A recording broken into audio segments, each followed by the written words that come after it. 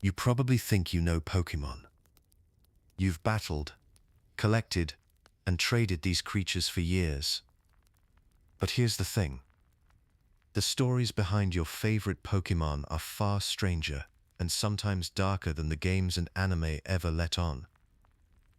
When you look past the surface, you'll find hidden inspirations, wild fan theories, real-world controversies, and mysteries that even the official lore won't settle.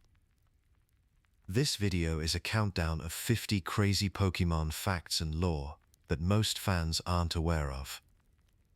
We'll dig into the real story of why Kadabra vanished from the trading card game for almost 2 decades, the unsettling truth about what's really controlling Parasect, and the possibility that Ditto's entire existence is linked to a failed experiment with Mew. Some of these facts will challenge what you thought you knew, and others might just make you see old favorites in a brand new light. By the time we're done, you'll never look at these Pokémon the same way again. So go ahead and get comfortable. If you find something new or surprising, consider liking, subscribing, and dropping a comment to help the channel grow. Alright, let's get started. Chapter 1. Eevee's Unstable Genes and Hidden Evolutions.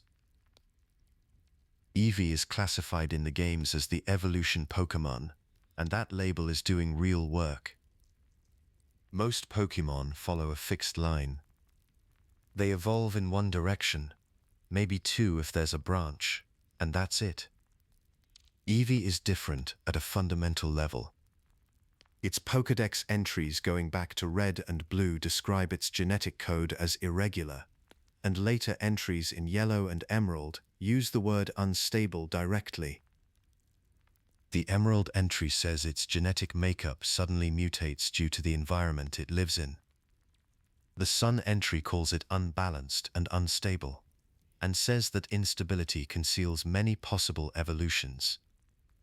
Ultra Sun goes further, stating that why only Eevee has genes like this has still not been solved. So within the world of Pokémon, Eevee's biology isn't just unusual. It's an open scientific question that in-universe researchers haven't answered. That instability isn't treated as a flaw.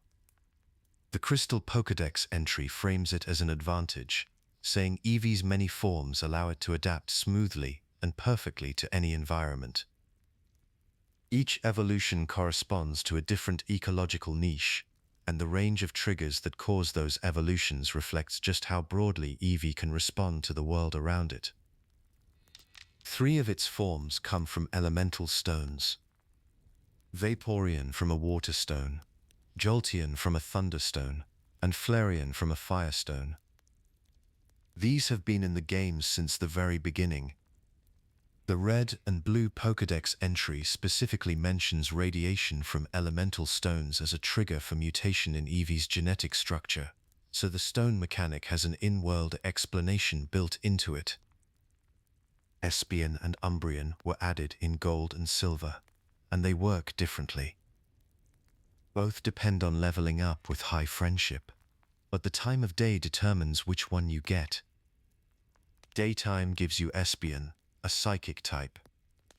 Nighttime gives you Umbreon, a dark type.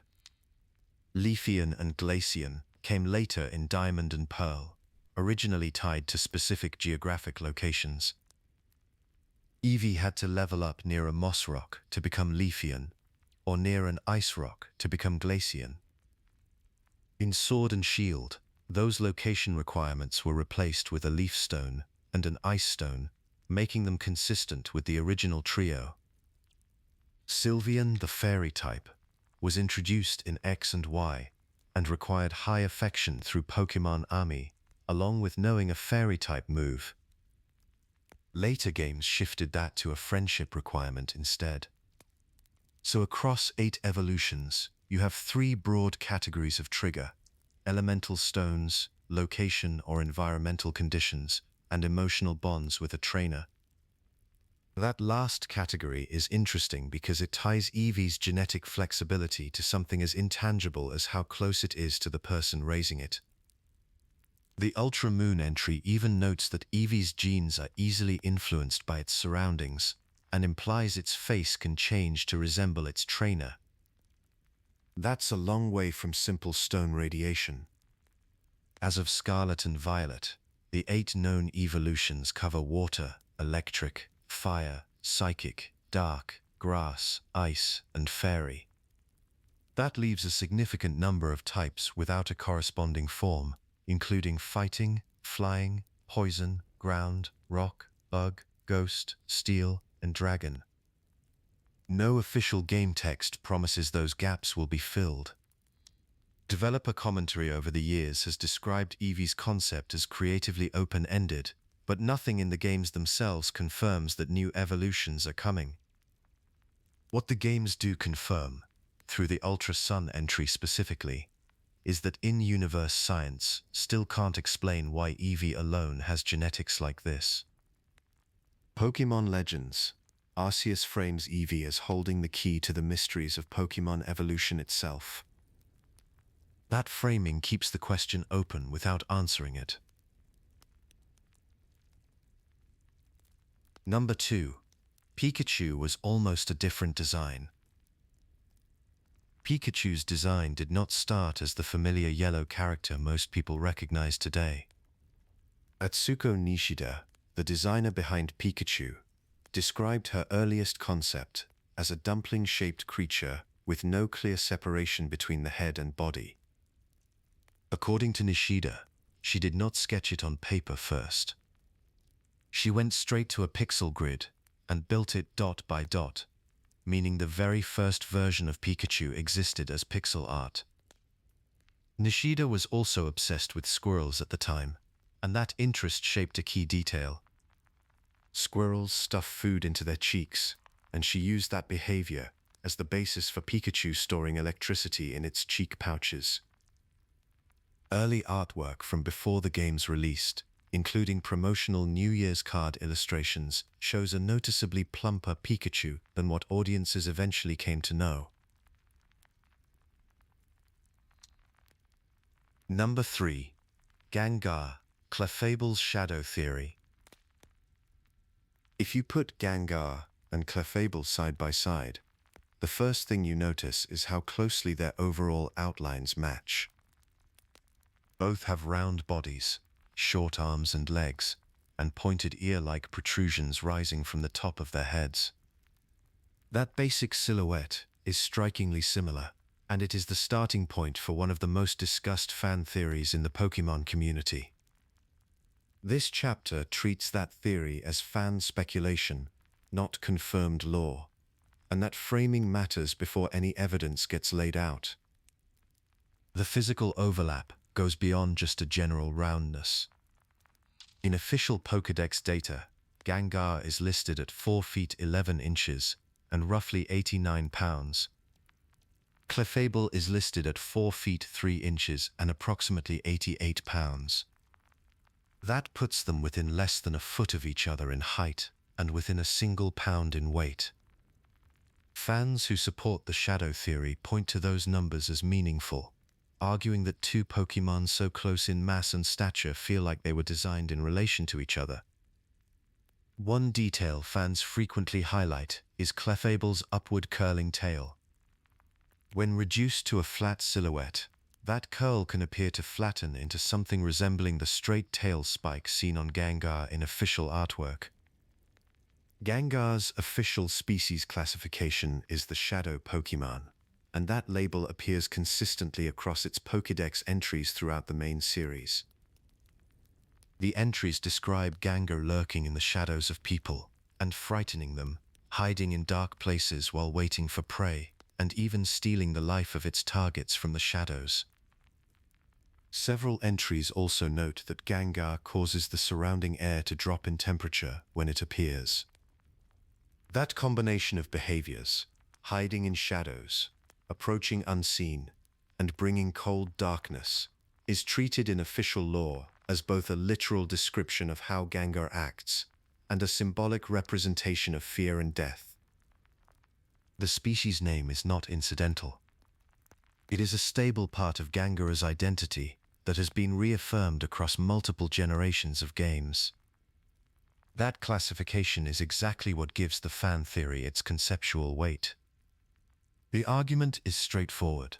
If Gengar is officially the shadow Pokémon, and if its silhouette so closely mirrors Clefable's, then maybe Gengar was designed to literally be Clefable's shadow.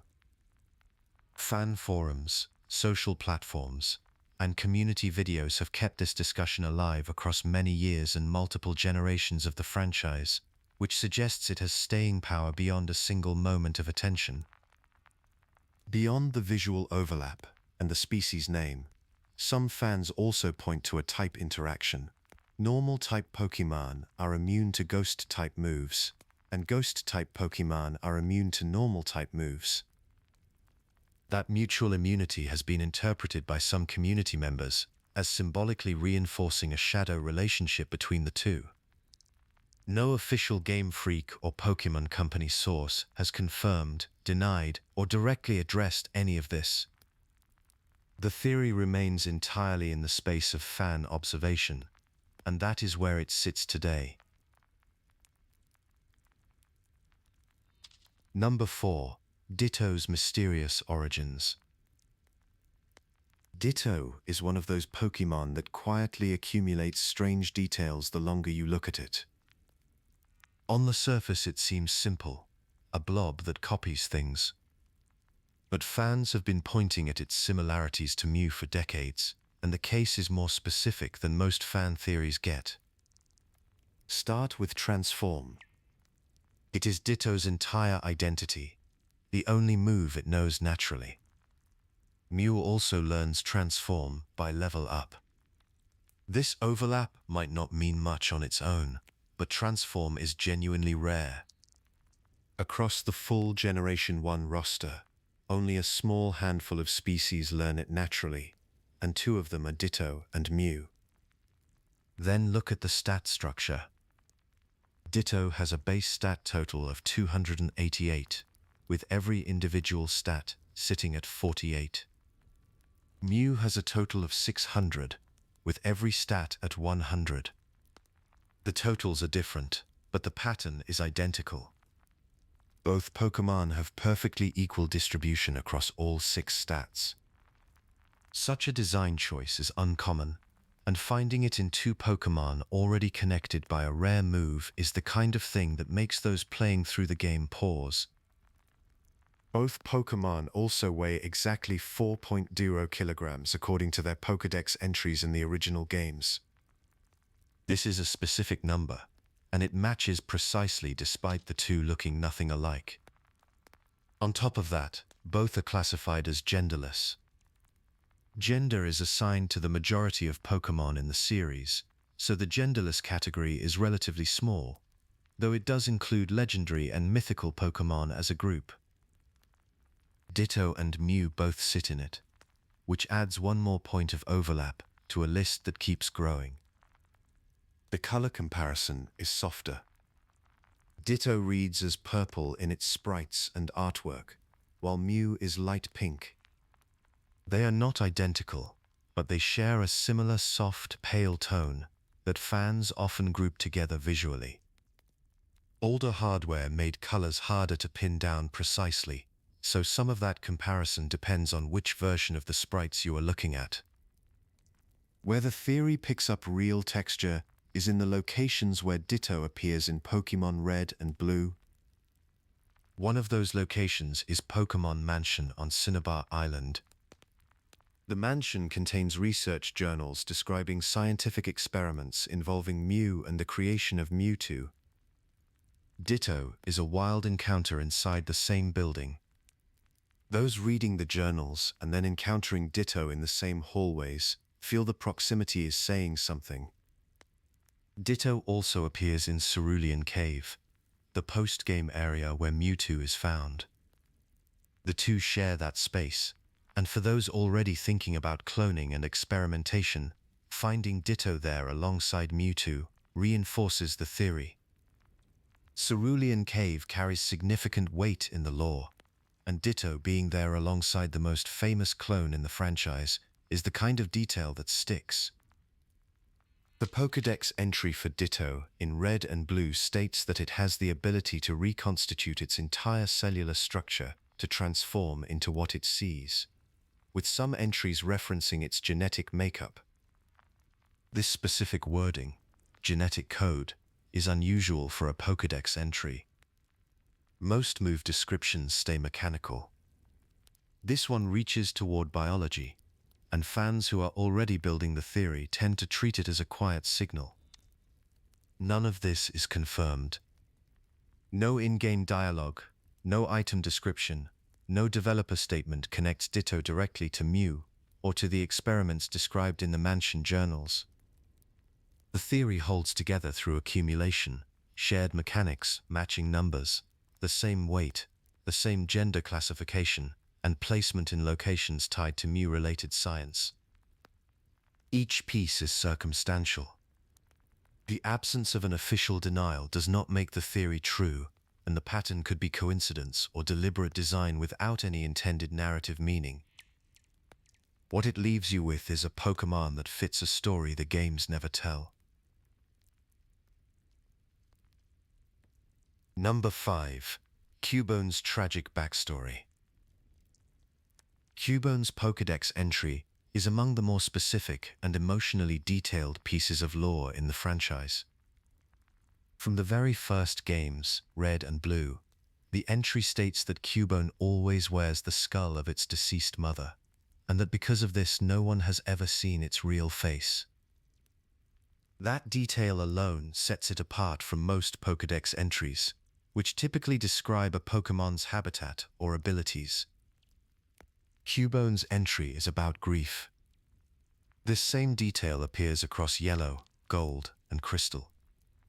In Yellow, the entry notes that Cubone's cries echo inside the skull and come out as a sad melody. In Gold, the skull shakes and emits a mournful sound when Cubone feels lonely. In Crystal, it cries for its mother when it sees the full moon. The official Pokémon website repeats the same core claim. This is not a one-off line. It is consistent across generations. Cubone's species classification is the lonely Pokémon.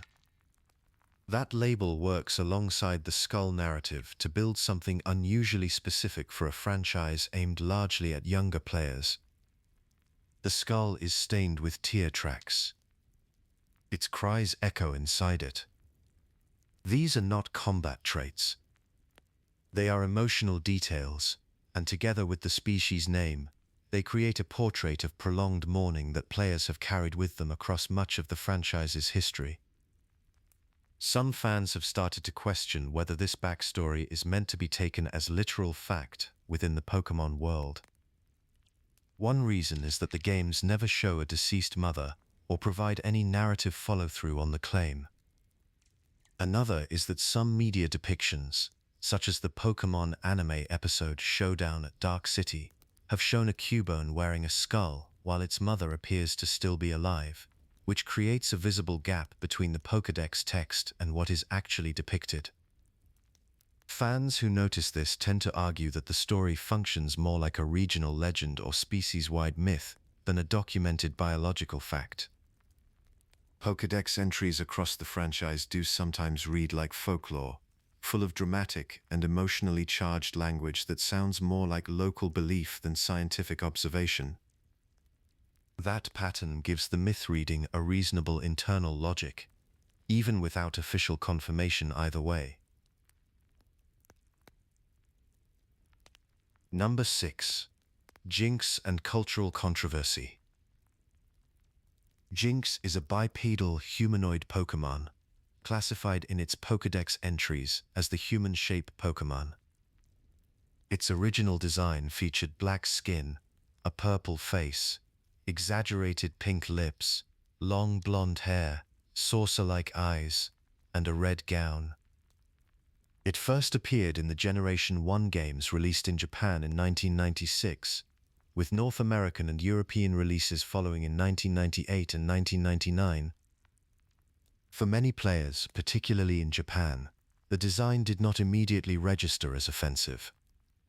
Western audiences, however, read certain visual elements differently. The combination of black skin, exaggerated pink lips, and human-like features drew comparisons to blackface imagery and minstrel show caricature. Writer Carol Boston Weatherford brought this criticism to wide public attention through her article published on the website Black World Today in 2000. Following that coverage, the anime episode Holiday High Jynx was pulled from broadcast rotation in the United States and other Western markets. Game Freak responded by revising Jynx's skin color to purple, with the change appearing in Pokémon Gold and Silver. That change was later applied retroactively to Virtual Console re-releases of earlier games. The original black skin version has not appeared in official releases since. Jynx continued appearing in the Advanced Generation anime with the revised design but has had very limited presence in the franchise since then, and the Jynx case is widely cited as one of the more notable documented instances of a major entertainment property revising a character design in direct response to cultural criticism. Number 7. Magikarp's legendary inspiration. Magikarp is widely known as one of the weakest Pokémon in the franchise. It can barely do anything in battle, and for a long time it learns almost no useful moves. But that reputation connects to something much older than the games themselves. One of the most enduring classical Chinese legends describes a school of koi swimming upstream along the Yellow River toward a powerful waterfall. That waterfall is called Longmen, which translates directly as Dragon Gate. The location is described in mythology as sitting near the border of Shanxi and Shanxi provinces, though some sources also place it along the border of Shanxi and Henan, and some versions of the story say the gate was formed when the legendary culture hero Yu the Great split a mountain to let the river through. The koi swim against a strong current to reach this waterfall. Most cannot make the leap. Only a few manage to clear the top, and when they do, heavenly beings transform them into powerful dragons with serpentine bodies and auspicious qualities. Number 8. Kadabra's banned Pokémon card. Kadabra has been a psychic-type Pokémon since the original games, sitting in the middle of the Abra, Kadabra, Alakazam evolution line. But for roughly 2 decades, it was almost completely absent from the Pokémon trading card game, and the reason had nothing to do with game balance. Uri Geller is a public figure known for spoon-bending performances and self-described psychic entertainment. He believed that Kadabra's design was modeled after him without permission. The evidence he pointed to was specific. Kadabra holds a bent spoon in its card artwork. Its Japanese name is Yungara, which sounds very close to the Japanese rendering of Uri Geller. And its psychic theme matched his public image closely enough that he filed formal legal action, seeking around $100 million in damages and alleging copyright infringement and unfair competition. The case filed in California was eventually dismissed. The specific terms of the dismissal, including how legal fees were handled, have not been fully confirmed in public records. But the dispute had already done enough to change how the Pokémon company handled Kadabra. New cards stopped being printed. The last Kadabra card to appear in the English TCG before the gap was in the Skyridge expansion, around 2003. After that, Abra got cards, Alakazam got cards, and Kadabra simply did not appear for close to 20 years. That created a real problem for players who wanted to use the full evolution line in their decks. Evolution arrows on cards point from Abra to Kadabra to Alakazam, so the missing middle stage was noticeable. A person identified as Masamitsu Hidaka, described as connected to the anime production, was reported to have commented in an interview that Kadabra would not return to the TCG until an agreement with Geller was reached. That comment was reported secondhand, but it confirmed what players had already suspected. The situation changed in October 2020, when Geller posted publicly on Twitter and said he was releasing the ban. His tone was notably warm. He addressed fans directly, speaking to kids and adults, and expressed that he was lifting his objection out of goodwill. He also reportedly sent a letter to Nintendo. Geller was clear that the decision to actually print a new card was up to Nintendo and the Pokémon Company, not him. The Pokémon Company declined to comment in detail at the time. Kadabra did make its comeback. Its first newly printed card, after the long hiatus, appeared in the Pokémon Card 151 set, released in 2023. That set was built around the original 151 Pokémon, and Kadabra's inclusion was highlighted in promotional material surrounding the release. For collectors who wanted the complete original Psychic-type line back in the TCG, it was a satisfying resolution to something that had quietly lingered for close to 2 decades.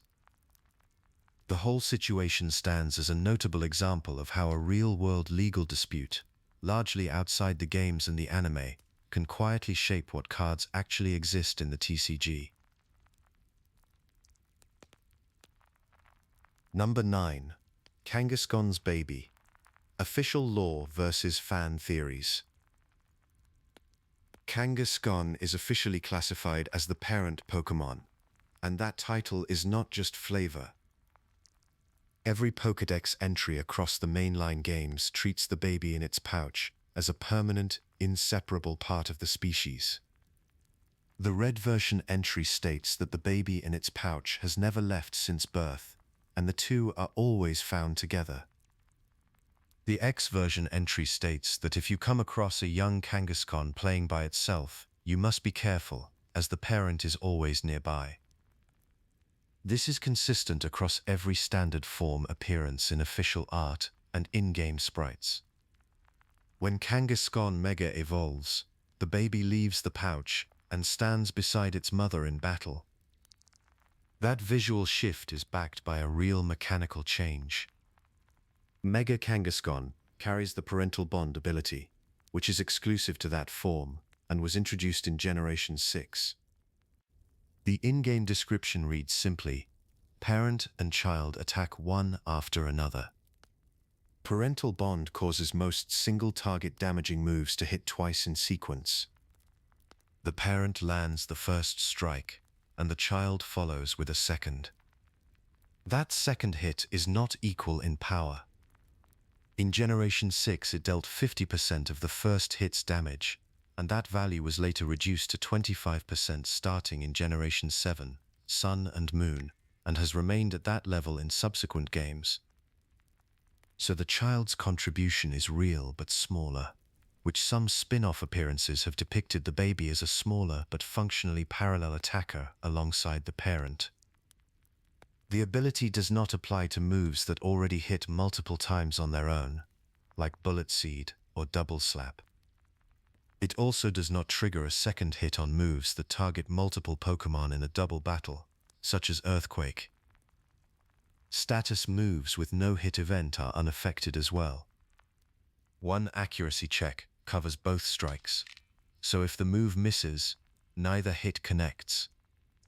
Secondary effects and critical hits can each roll independently on the 2 strikes, meaning the child's hit can trigger something the parents did not. The games never officially explain where the baby comes from, or what it is in a developmental sense. That absence of explanation has kept fan communities speculating for decades. The most widely discussed theory treats the baby as a pre-evolutionary form of Kangaskhan, which is an understandable reading given the visual logic of the design. When Mega Kangaskhan showed the baby fighting independently through parental bond, many fans took that as further evidence the baby could be a distinct entity with its own potential. That interpretation gained traction on message boards and fan sites, but no official source has confirmed it. Official merchandise and guidebook art consistently present the baby as an unnamed part of the Kangaskhan figure, following the game's approach of not treating it as a separately labeled Pokémon. The question of its origins remains open in canon, which is precisely why it has stayed a point of curiosity in the community for so long. Number 10.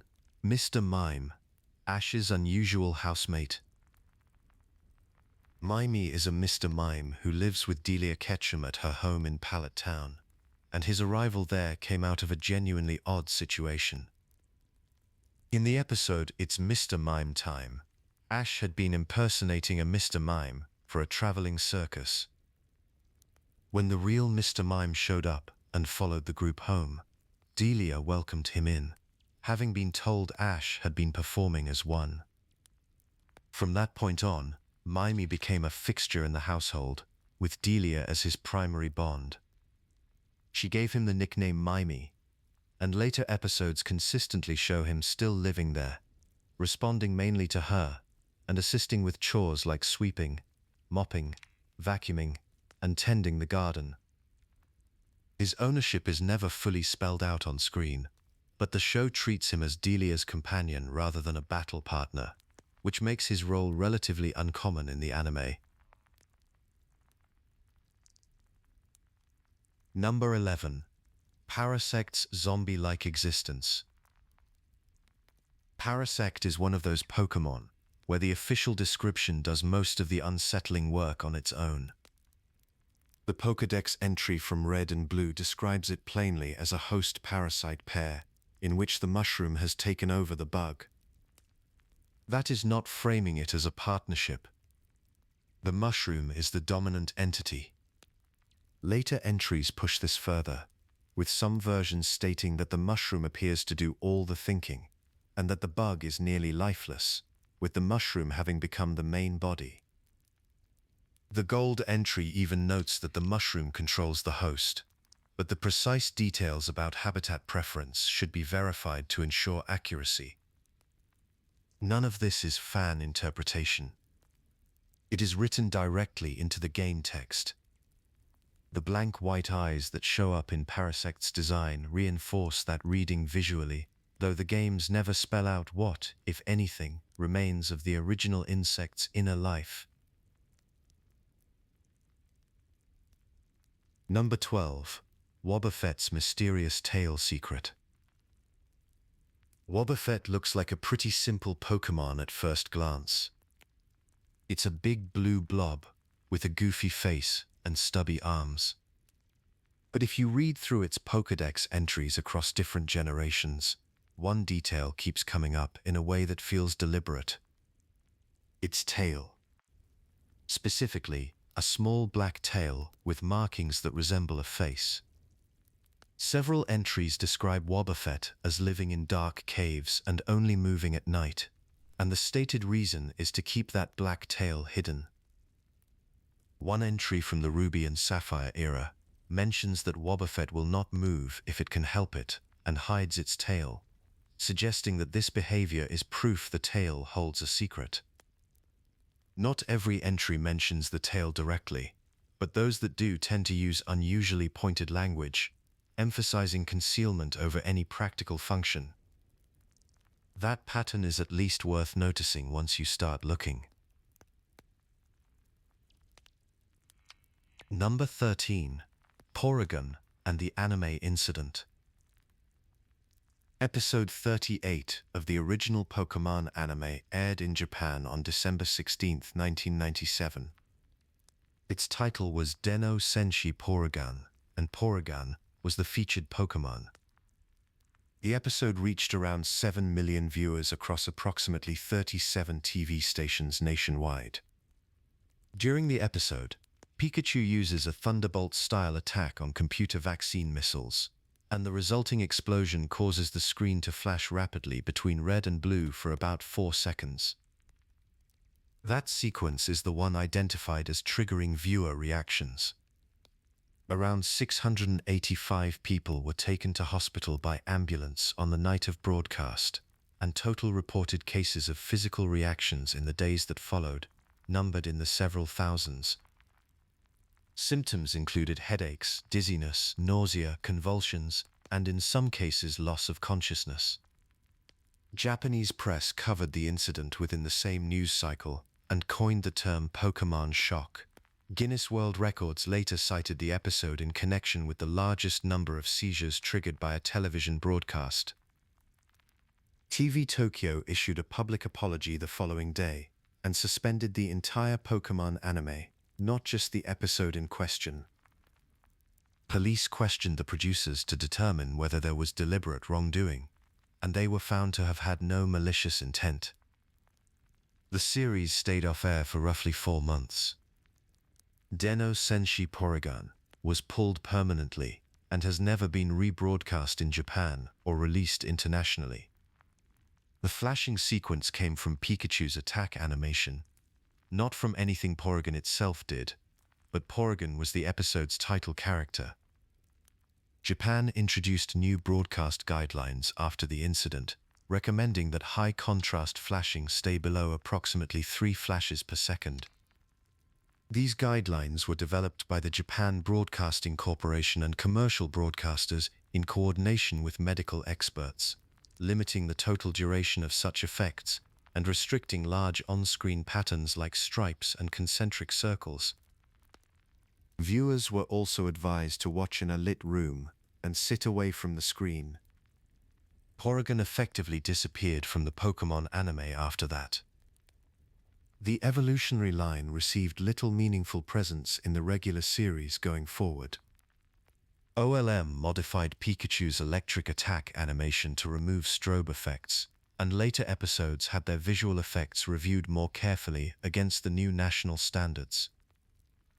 The incident is widely credited with shaping how animation production handled flashing imagery across Japanese television, drawing on photosensitivity research that was subsequently applied across the industry. Porygon became what many fans and commentators describe as a scapegoat, sidelined for an animation choice that had nothing to do with the character itself. Pikachu remained at the center of the franchise. The term Pokémon shock stuck in media coverage, and whenever it comes up, Porygon and that banned episode are almost always mentioned together. Number 14. Lapras's extinction story. Lapras has one of the clearest conservation stories in the Pokémon world, and most of it is told directly through Pokédex entries rather than the anime. The red and blue Pokédex states plainly that Lapras has been overhunted almost to extinction. That same entry mentions its usefulness for ferrying people across water, and while the two facts are not explicitly linked, their proximity suggests that its helpfulness to humans may have made it a target.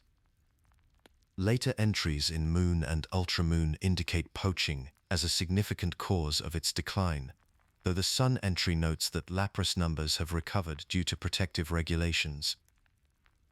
No entry blames natural predators or habitat loss, and across the documented entries, human behavior is consistently identified as the cause. What makes that especially stark is how Lapras is described in those same entries. It has a gentle heart, it enjoys helping people, and it is said to understand human speech. Its docility made it easy to exploit, and the Pokédex does not soften that. Number 15. Alakazam's endless intelligence. Alakazam's Pokédex entries across the mainline games give it an IQ of 5,000. That figure shows up as early as Pokémon Red and Blue, where the entry states that its intelligence quotient is said to be 5,000, and that its brain can outperform a supercomputer. Pokémon Fire Red, one of the Generation 3 entries, calls it an astoundingly high IQ of 5,000. By the time Pokémon Diamond arrived, the entry had shifted slightly, with some Generation 4 entries suggesting its IQ exceeds 5,000. Pokémon Sun describes its IQ as approximately 5,000. That shift in wording across generations is worth noticing. The number stops being a fixed measurement and becomes more of a flaw, a lower bound that the games imply Alakazam has already surpassed. Not every entry repeats the figure, but every entry treats extreme intelligence as the defining characteristic of the species. Number 16. Charizard looks like a dragon, but isn't dragon type. Charizard has been one of the most recognizable Pokémon since its introduction in Pokémon Red and Pokémon Green. Its large wings, elongated neck, clawed limbs, and orange reptilian body give it the silhouette of a classic European dragon. Pokédex-style descriptions even call it a large dragon-like Pokémon. Despite all of that, its official typing is fire and flying, a classification that has stayed consistent across every mainline game since the first generation. That gap between appearance and official type is exactly what made Mega Charizard X such a notable moment. Introduced in Pokémon X and Pokémon Y, it swaps out flying for dragon, giving it fire and dragon typing alongside a darker black body and blue inner wings. Mega Charizard Y kept the original fire and flying classification, making the dragon typing a deliberate choice for one form specifically. Fan communities had long debated Charizard's lack of dragon typing before that point, with threads on sites like GameFAQs among those questioning why its visual design did not match its official classification. Many players treated Mega Charizard X as a direct acknowledgement of that long-standing expectation. Charizard's situation became a go-to example in broader conversations about how visual design shapes type assumptions, sometimes more strongly than the official data does. Fans had debated Charizard's missing dragon typing for years before that. Long-running threads on sites like GameFAQs are cited as evidence that players frequently assumed it should be fire and dragon, and many treated Mega Charizard X as validation of that belief. Others found it interesting that the franchise waited so long, and that Mega Charizard Y preserved the original typing alongside the new form. Charizard's case has become a go-to example when players discuss how visual design shapes type expectations, sometimes more powerfully than the official data itself. Number 17. Hitmonlee and Hitmonchan's real-life martial arts inspirations. Some Pokémon names carry real-world tributes that go deeper than they first appear, and Hitmonlee and Hitmonchan are two of the clearest examples in the franchise. Their English names share the prefix Hitmon, commonly read as a shortening of Hitmonster, though no official source confirms that exact meaning. What follows that prefix is more straightforward. Lee references Bruce Lee, the Hong Kong-born American martial artist and actor widely recognized as one of the most influential figures in martial arts cinema. Chan references Jackie Chan, the Hong Kong actor and martial artist known for fast, choreographed fight sequences. Neither connection is spelled out in any game dialogue, but the pairing is hard to read as accidental, especially since both Pokémon are offered as alternative rewards at the Saffron City Fighting Dojo in Pokémon Red and Blue. The Japanese names tell a separate but equally deliberate story. Hitmonlee's Japanese name is Sawamura, referencing Tadashi Sawamura, a pioneering kickboxer whose matches helped popularize full-contact kicking techniques in Japan. Hitmonchan's Japanese name is Ebiwala, blending a truncation of boxer Hiroyuki Ebihara's surname with a trailing long vowel marker common in Japanese creature names. Ebihara was a light flyweight world champion, which makes him a fitting reference point for a boxing-themed Pokémon. The English localization swapped those Japanese sports figures for internationally recognizable film stars, but the underlying logic stayed the same. That logic also extends into how each Pokémon actually fights. Hitmonlee's Pokédex entries describe legs that freely stretch and contract, built specifically for kicking, with fire red noting a signature rising kick motion. Hitmonchan's entries frame it as a professional boxer capable of throwing punches from all directions at blinding speed. The karate master in the Saffron City dojo even introduces Hitmonchan with language emphasizing its piston-like punching. The names and the designs point in the same direction. Number 18. Snorlax's Gigantic Appetite. Snorlax's Pokédex entries are consistent across multiple game generations on one point. This Pokémon needs to eat around 400 kilograms of food every single day, which is approximately 880 pounds. The Fire Red entry puts it plainly, saying Snorlax is not satisfied unless it clears that threshold. Once it does, it goes straight to sleep. Some Pokédex entries describe Snorlax as eating throughout its waking hours, which means its feeding is not one large meal, but an ongoing process throughout the day. Its stomach can dissolve any kind of poison, and eating things off the ground does not bother it at all, so almost nothing in its environment is off the table. That combination of volume and indiscriminate consumption is what makes Snorlax's appetite more than a personality quirk. It is a defining ecological fact about how this Pokémon moves through the world. Pokémon Legends. Arceus frames the downstream effects clearly. In Pokémon Legends, Arceus, set in the Hisui region, Snorlax is associated with consuming large quantities of food from settlements, with in-game descriptions referencing significant losses to local food supplies. That is not a single plant or a single meal. It is the kind of loss that leaves a community without adequate provisions.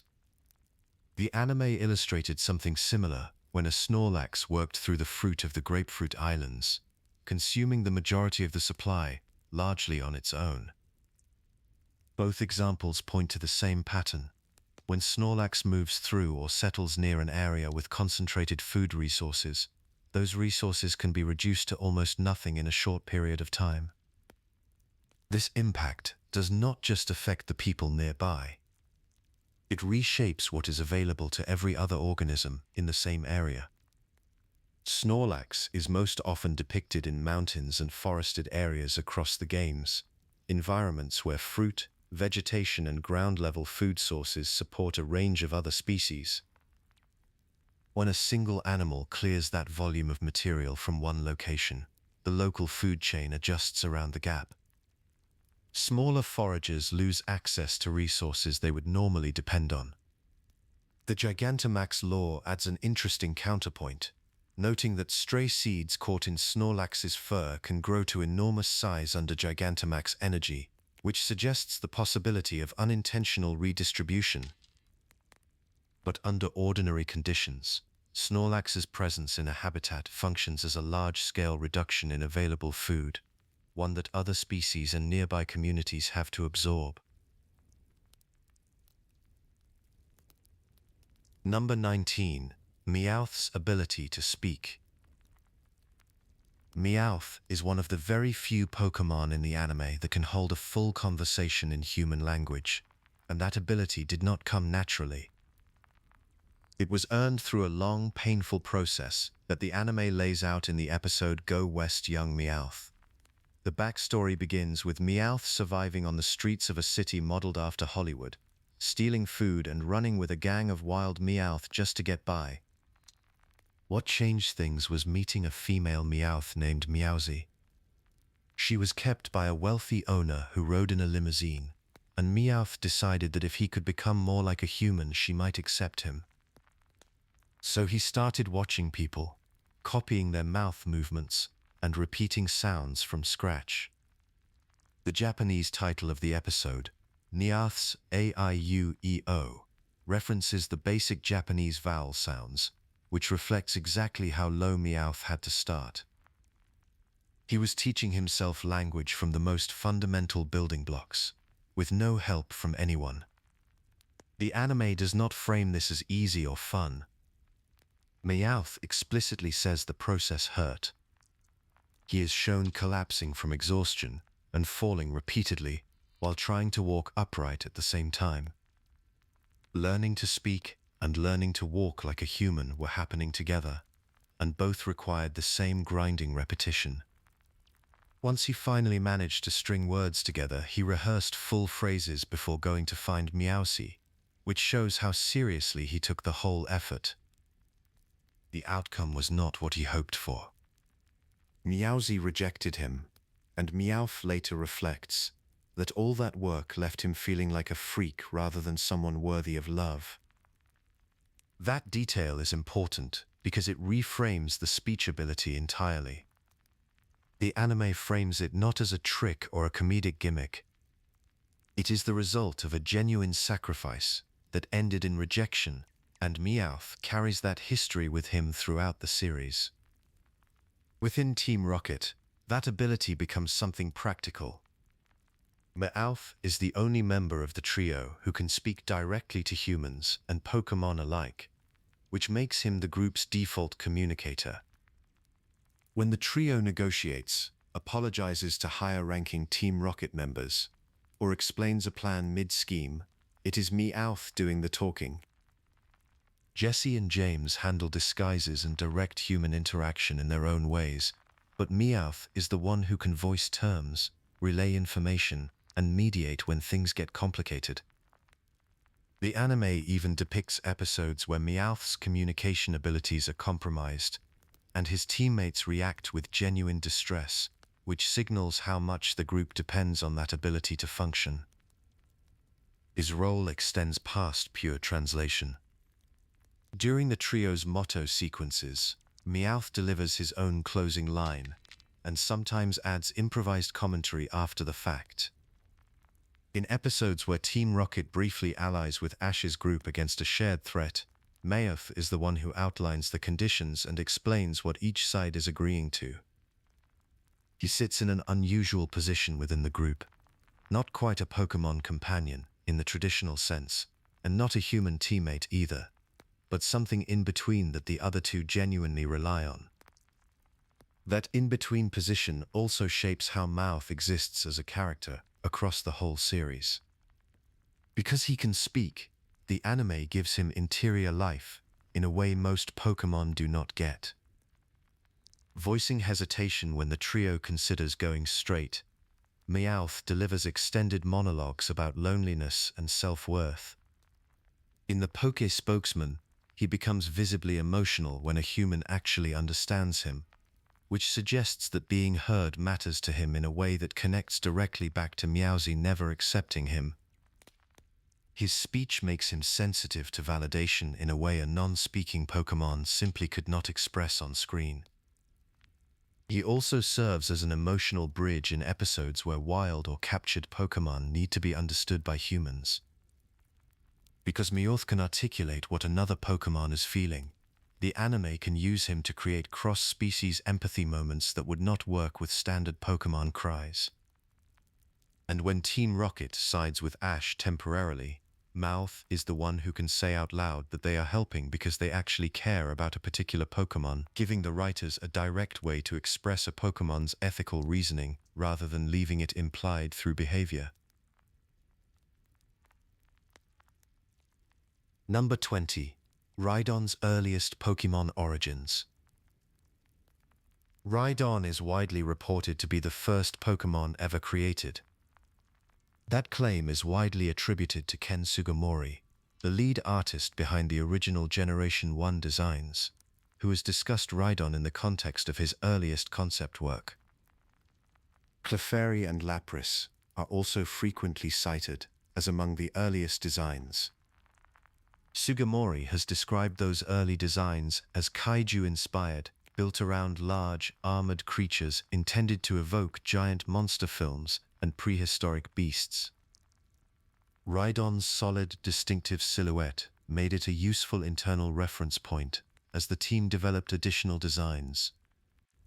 In the game's data, Rhydon holds internal index number 1, meaning it sits at the lowest position in the species table of the final build. Its sprite also appears as a recurring statue inside gym interiors across Pokémon Red and Blue. That combination of design history and structural presence makes Rhydon one of the most compelling markers of where the franchise began. Number 21. Articuno, Zapdos, and Moltres name origins.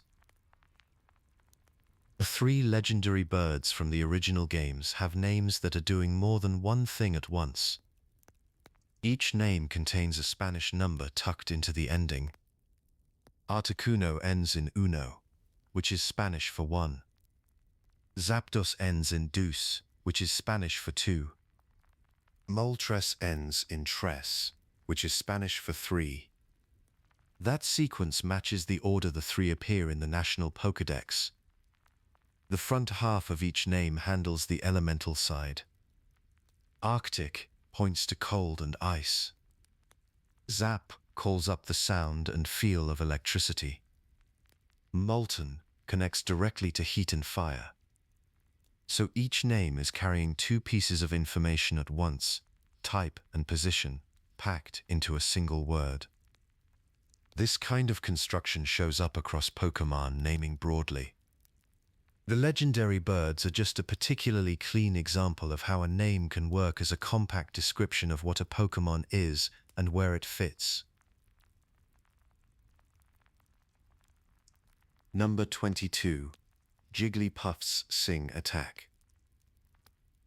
Sing is a normal type status move that Jigglypuff learns from level 1. When it connects, the target falls asleep, which means they cannot move for the duration of that sleep. That alone makes it a genuinely disruptive tool in battle. The problem is that Sing only has 55% accuracy, so it has a meaningful chance of missing on any given turn. That gap between what it can do and how often it lands is the core tension around using it. Certain abilities block it entirely. Soundproof makes a Pokémon immune because Sing is a sound-based move. Insomnia and Vital Spirit prevent sleep from being applied at all. In most mainline games, a Pokémon behind a substitute also cannot be hit by it, since Sing is a sound-based move, and sound-based moves bypass substitute starting in Generation 6. So even when the accuracy holds up, the right matchup can make the move completely useless. Jigglypuff commits to it anyway, which is a reasonable choice given the payoff when it works. Number 23. Legendary Dog's tragic origin. Ecruteak City is one of the oldest places in the Johto region. It carries a lot of history, and at the center of that history are two towers. They were built together in an early era, with the purpose of bringing people and Pokémon closer together. People would travel to the tops of these towers to commune with the legendary Pokémon that lived there. The two structures stood across from each other, one to the northwest and one to the northeast, roughly equal in size and importance. The northwest tower was called the Brass Tower. At some point in the distant past, a lightning bolt struck it and set it ablaze. The fire burned through the tower completely before a sudden downpour finally put it out.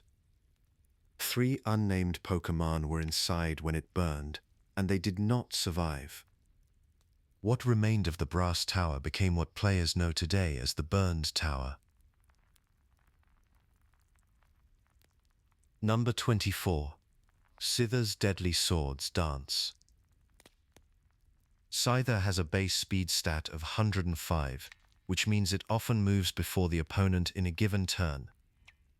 That matters for Swords Dance because the boost is already applied before the opponent gets a chance to act. Scyther's base attack sits at 110, and one use of Swords Dance doubles that attack stat, pushing it into a range where many opponents simply cannot absorb a follow-up hit. Dual Wing Beat and Double Hit are strong choices after that setup, because both moves hit twice. Each strike applies the boosted attack separately, so the total damage adds up quickly. Multi-hit moves also interact well with single-use protection effects like Focus Sash or Sturdy, consuming that protection on the first strike and dealing full damage with the second. The problem is that Scyther's HP and defensive stats are only moderate, and its bug and flying typing creates a quadruple weakness to rock-type moves. Bringing it in safely usually requires hazard removal like Defog to clear entry hazards like Stealth Rock before Scyther switches in. Alternatively, using a pivoting move like U-turn or a slow pivot from a teammate can help bring Scyther in without taking a hit. Number 25. Dragonite's Mysterious Kindness. Dragonite stands 2.2 meters tall and weighs 210 kilograms. That is a big, heavy creature, and the first impression it gives is one of raw physical presence. Yet the Pokédex entries for Ruby and Sapphire describe it plainly as a kind-hearted Pokémon. That phrasing is not buried or qualified. It is the lead description. The Fire-Red Pokédex notes that Dragonite is said to make its home somewhere in the sea and guides crews of shipwrecked vessels to shore, which already hints that appearances do not tell the full story. The Moon Pokédex adds that this is a normally calm Pokémon, and that its anger, when it does surface, is the exception rather than the rule. The Yellow and Leaf Green entries describe its intelligence as matching that of humans. That detail matters because it suggests Dragonite's gentleness may not be passive. It could be read as a choice made by a creature fully capable of understanding the world around it. Number 26. Mewtwo's Ethical Dilemma. Mewtwo holds a distinct place in Pokémon lore because its existence begins not with nature, but with a deliberate choice made by a human scientist. The Pokédex entries across multiple games describe Mewtwo as a genetic Pokémon, created through years of gene splicing and DNA engineering experiments, language the games themselves frame as horrific rather than routine.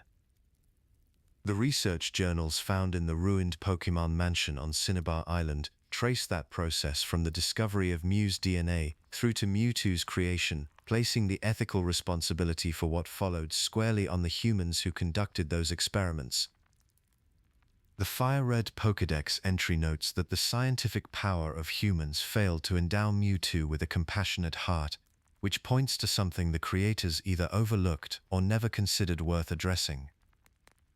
The intent was to engineer capability, not to bring a conscious being into existence on its own terms. That missing compassion sits at the center of who Mewtwo became. The Omega Ruby and Alpha Sapphire entries return to the idea that humans failed to give it a compassionate heart, while the Fire Red entry describes Mewtwo as having the most savage heart among all Pokémon. Read together. These lines are often taken to describe not just a temperament, but an inner conflict, a being of immense power left without the emotional framework usually granted to living things. The Pokémon Mansion journals reinforce this, recording that Mewtwo grew stronger and more violent as the experiments continued, as if the conditions of its making shaped the hostility it carried. What lingers is the relationship those origins created. Because Mewtwo is defined first as something humans built, rather than something the world produced, the question of ownership and responsibility never quite settles. The sources describe the methods as horrific, yet no mainline entry names the humans reckoning with what they set in motion. In that gap, Mewtwo's story becomes a quiet mirror for our own conversations about scientific responsibility and what we owe to the things we choose to create. Number 27. Butterfree's Love Story. Bye Bye Butterfree is the 21st episode of the Pokémon anime, and it stands apart from most early episodes because the central conflict has nothing to do with battling. Ash, Misty, and Brock spot a large flock of butterfree flying above the ocean during mating season, and Brock explains that this is the time when butterfree seek partners.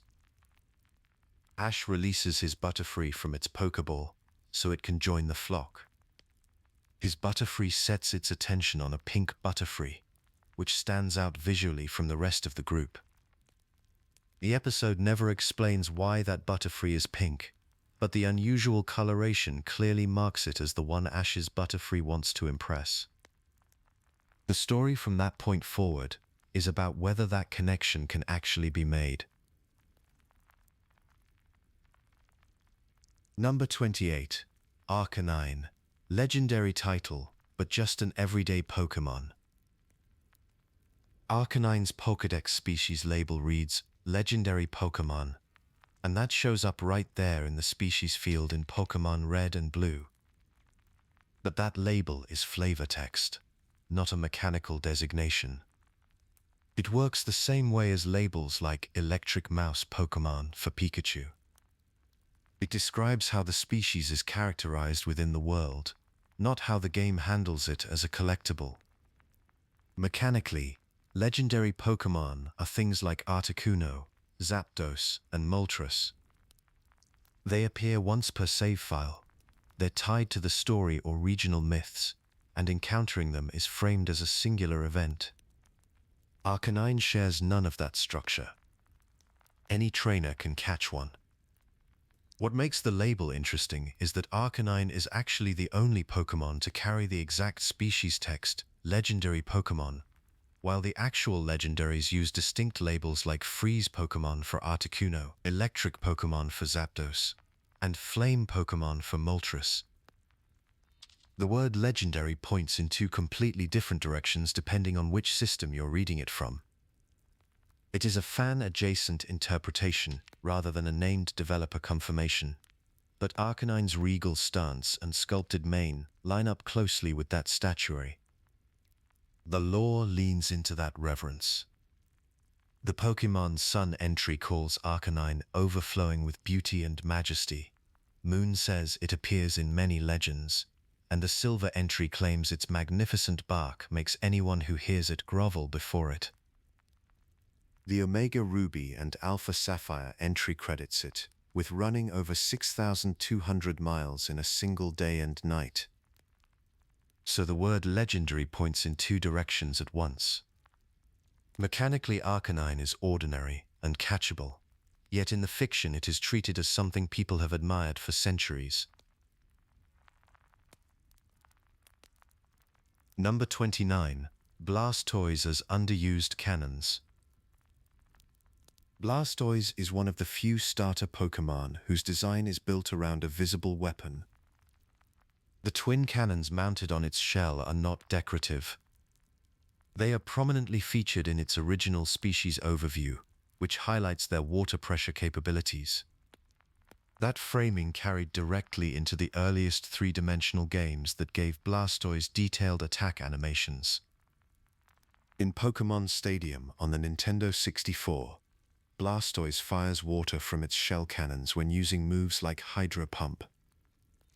While Pokémon Colosseum on the GameCube focuses on shadow Pokémon and a specific roster, Blastoise's cannon animations are part of its battle sequences when it does appear. Pokémon Battle Revolution on the Wii did the same.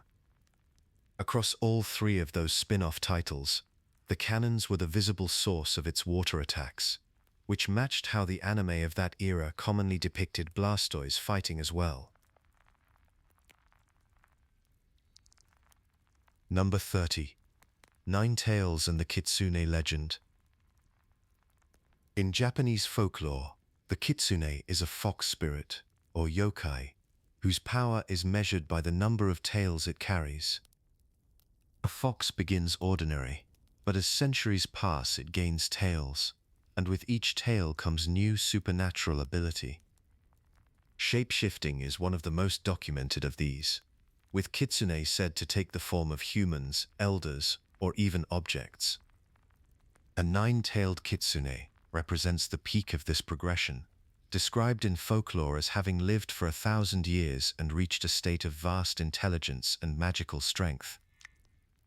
Some traditions describe the nine-tailed fox as capable of perceiving all things happening across the world, though accounts vary in how this ability is characterized. Kitsune also split into two broad types. Zenko are benevolent foxes tied to the Shinto deity Inari, revered as sacred messengers. Yako, sometimes called Nogitsune, are tricksters and potential threats, capable of possession and misfortune. Number 31.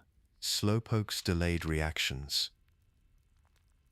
Slowpoke is one of those Pokémon where the entire design concept comes down to a single trait, and that trait is not strength or rarity or mystery. It is slowness.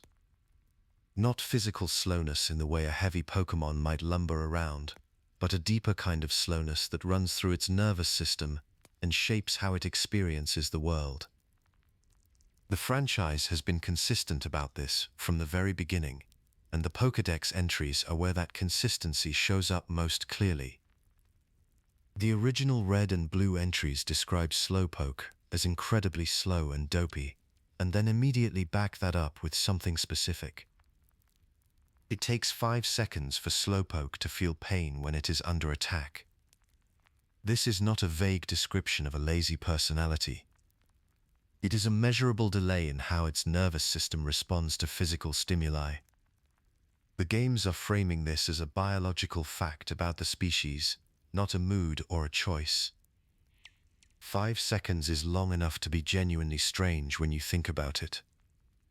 Most living things respond to pain very quickly, because that rapid response is what keeps them safe.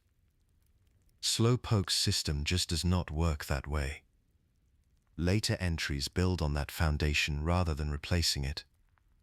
The Heart Gold Pokédex entry takes the same idea and extends it dramatically, stating that if something bites Slowpoke's tail, it will not notice for an entire day. This is the same core concept, a delayed sensory response, but pushed to an almost absurd scale. The Fire Red entry approaches it from a slightly different angle, describing Slowpoke as always vacantly lost in thought, with the note that nobody knows what it is actually thinking about. This shifts the framing from pure neurology towards something more like a chronic mental detachment. Its attention is not just slow to arrive. It may not arrive at all. The Sapphire entry adds that Slowpoke spaces out and forgets what it was doing, and that it can spend entire days loafing at the water's edge without any apparent awareness of time passing. Taken together, these entries describe a Pokémon whose brain processes the outside world on a significant delay, if it processes it at all.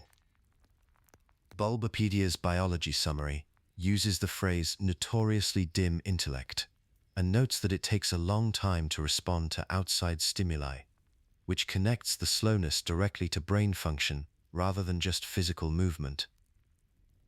Galarian's Slowpoke adds an interesting wrinkle to this picture. Its unusual mental behavior is attributed to Galarica particles that build up in its system from eating native Galarica seeds, with those particles described as stimulating its brain in ways that affect both its thinking and its body. This is a regional variation on the same underlying concept. The slowness and distraction are still biological, still rooted in how its nervous system functions, just with a different cause in that particular form. When you take Slowpoke into battle in the mainline games, the lore does not stay in the flavor text. It shows up in the numbers.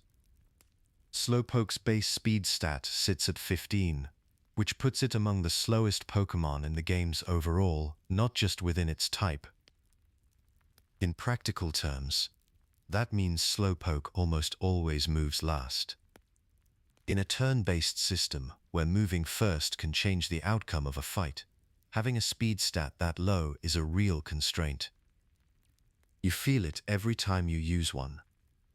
The game is not just telling you Slowpoke is slow through its Pokédex description. It is making you experience that slowness directly through how the battle system plays out. The type combination of water and psychic gives Slowpoke a solid defensive and offensive profile on paper, but the speed stat means it will rarely get to act before the opponent does. A player building around Slowpoke has to account for that constantly. Its abilities reinforce the same theme. Oblivious prevents Slowpoke from being infatuated or affected by moves like Captivate, and also blocks the Intimidate ability from lowering its attack stat. The Fire Red entry describes Slowpoke as vacantly lost in thought, and Oblivious translates that directly into a mechanical effect. It is not paying enough attention to be rattled by those things. Own Tempo, available as a hidden ability on some of its forms, prevents confusion, which fits the same pattern. A Pokémon that is already operating at its own unhurried pace is not easily thrown off by psychological disruption. The lore and the mechanics align to create a cohesive picture of Slowpoke's nature. Outside of battle, Slowpoke's obliviousness has been a reliable source of gentle humor across the franchise. The Pokédex entries themselves carry a lot of that tone. The image of a Pokémon dangling its tail in the water for fishing, and then forgetting why it was even there in the first place, is quietly funny in a way that does not require any setup. The Heart Gold entry about not noticing a tail bite for an entire day lands the same way. It is not presented as tragic or concerning. It is just what Slowpoke is. Trading card game illustrations across multiple sets, including cards from the base set and later expansions, have depicted Slowpoke in relaxed, vacant poses that visually match this characterization. The Pokémon Company has also leaned into this identity in promotional and social media content, using Slowpoke's slow and oblivious nature as the basis for the joke, rather than treating it as something to work around. What makes all of this work is that the humor and the biology are pointing at the same thing.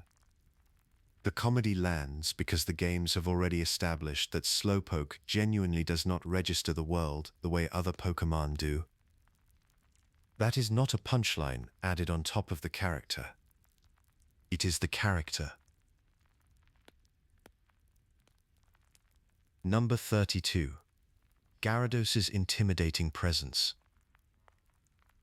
Magikarp reaches level 20, and something fundamental shifts. The Omega Ruby Pokédex describes it plainly. Its brain cells undergo a structural transformation. That wording is deliberate. This is not just a body getting bigger or a move pool expanding. The entry goes on to say that this transformation is directly to blame for Gyarados's wildly violent nature. The yellow version Pokédex describes it as brutally vicious and enormously destructive, while X and Y highlight its huge and vicious demeanor. The official species category in the mainline Pokédex is the atrocious Pokémon, which is not a neutral label. That name frames Gyarados not by what it can do, but by what it fundamentally is. The Alpha Sapphire entry adds that once it begins a rampage, its ferociously violent blood does not calm until everything around it has been destroyed. Number 33. Electrode's explosive nature. Electrode is one of those Pokémon where the most important thing to understand is that its explosions are not really a choice. Multiple Pokédex entries describe it storing electrical energy under very high pressure, and the crystal entry makes the relationship explicit. The more energy it charges up, the more likely it is to explode. Reed and Blue note that it often detonates with little or no provocation, and Fire Red adds that even minor stimuli are enough to trigger it. Yellow specifies that even the slightest shock can set it off. So the picture that builds across those entries is of a Pokémon where internal charge accumulates continuously, and the threshold for release is extremely low. The Ruby entry adds another layer, describing Electrode eating electricity from the atmosphere and exploding all over the place on days when lightning strikes. which ties the frequency of its detonations directly to how much energy is available in its environment. The link between absorption and explosion is what makes Electrode's volatility feel less like a random trait and more like a natural consequence of how it processes energy. The Heart Gold entry even suggests that when Electrode has too much electricity and nothing to do, it amuses itself by exploding, which implies some degree of awareness around the behavior, even if the underlying cause is still biological pressure. This volatility translates directly into how trainers have used Electrode in battle. It learns both self-destruct and explosion by level up in the early games, and self-destruct was also available via TM in Generation 1. Both moves cause Electrode to faint after use, but the damage output is substantial. The strategic logic is straightforward. Electrode has very high speed relative to most Pokémon, which means it typically acts before the opponent when using one of these moves. Combining fast action and large damage makes it useful as a tactical sacrifice, something you bring in at a specific moment to deal a hit the opponent cannot avoid, then accept the trade. In-game trainers in Red, Blue, and Yellow use this exact approach, deploying Electrode with self-destruct or explosion as part of their battle plans. Strategy resources from that era often pointed to Electrode as a strong option against powerful targets precisely because its speed meant the move would typically land before the opponent could act. The trade-off is real, since you lose Electrode as a resource the moment you use it, but that is the point. It occupies a niche built entirely around a single decisive moment. Outside of battle, Electrode's dependence on electrical energy determines where it lives and how the world around it responds. The Sapphire entry describes it congregating mostly at electrical power plants to feed on freshly generated electricity, and the Emerald entry adds that when large numbers of them gather at power plants, they cause massive and chaotic blackouts in nearby cities. Electrode becomes something more than a hazard to individual people or Pokémon. It actively disrupts human infrastructure just by doing what it naturally does. The Fire Red entry notes that it is feared and has been nicknamed the Bomb Ball, which reflects how people in the Pokémon world have come to understand it. Hisuian Electrode, the regional variant found in the Hisui region, operates on a similar principle but converts solar energy into electricity stored within its body, and its explosive releases leave the surrounding area scorched with the air still crackling afterward. In Hisui, this version was also feared for its destructive potential. Across both forms, the pattern holds. Electrode draws in energy from its environment, builds toward a threshold, and releases it in ways that leave a mark on everything nearby. Number 34. Machamp's Extra Arms. Machamp is defined by one thing more than anything else. It has 4 arms. That physical fact shapes everything about how it fights. Quickly swinging all 4 arms, as described in the Pokémon Gold Pokédex, it rocks opponents with ceaseless punches and chops from every angle. This isn't just about hitting harder. It's about striking from directions a 2-armed opponent has no natural defense against.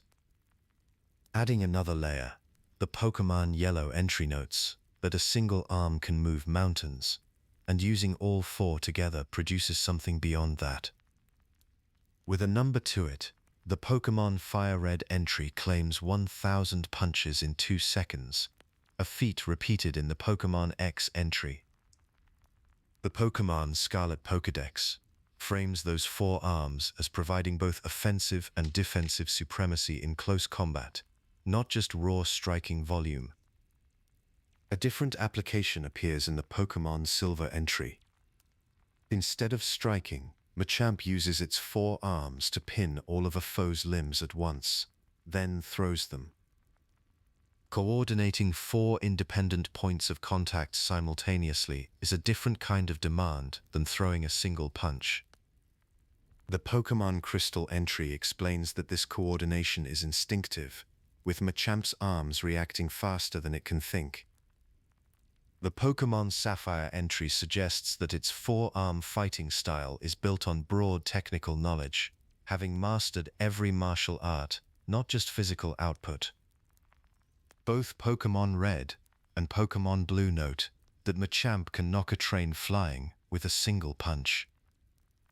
This idea is echoed in the Superpower Pokémon classification in official Pokédex listings.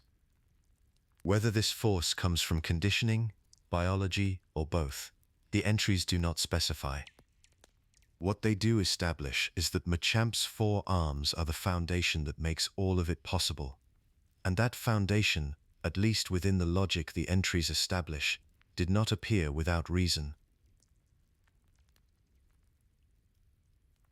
Number 35. Vaporeon's liquid-like body.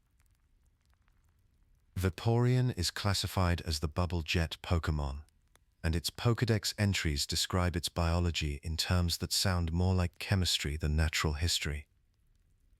Specifically, multiple entries across different games state that Vaporeon's cells are similar to water molecules.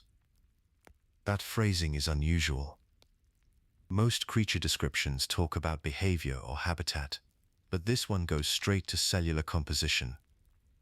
The Fire Red entry uses biological terminology to make that point, and at least one later entry repeats the same core idea. Both read in a calm, observational tone, presenting the detail as if it was simply a documented fact about the species. No specific researcher is cited, but the framing gives it an in-universe scientific quality. The result is a Pokémon whose most fundamental trait is not a behavior or a power, but a structural similarity to the substance it lives in. Number 36. Onix Evolving Purpose. Onix evolves into Steelix through a specific mechanic that sets it apart from most evolutions in the series. Rather than reaching a level threshold, it requires you to give Onix a held item called the Metal Coat, and then trade it to another player. The game consumes the Metal Coat during that trade, and the evolution triggers at that moment. The item description across multiple games frames the Metal Coat as something that interacts with Steel-type properties.